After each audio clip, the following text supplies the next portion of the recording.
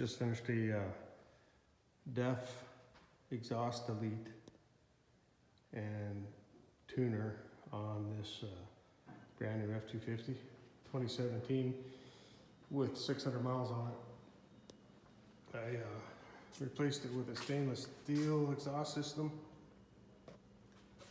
and took this off.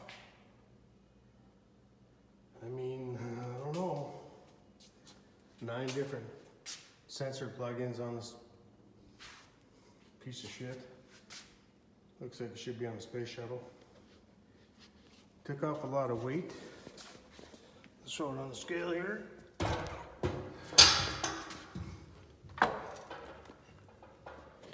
And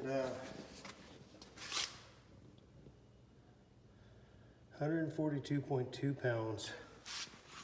That's the purplest shit. The install was pretty easy. Basically, 0 issues. Use the existing hangers. This is all stainless steel, stainless mufflers, all the way from the front to the back, from the back to the front, all stainless. Took me 3 hours again.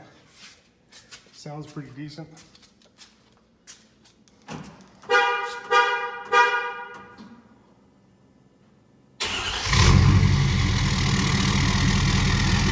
too bad. Happy with it.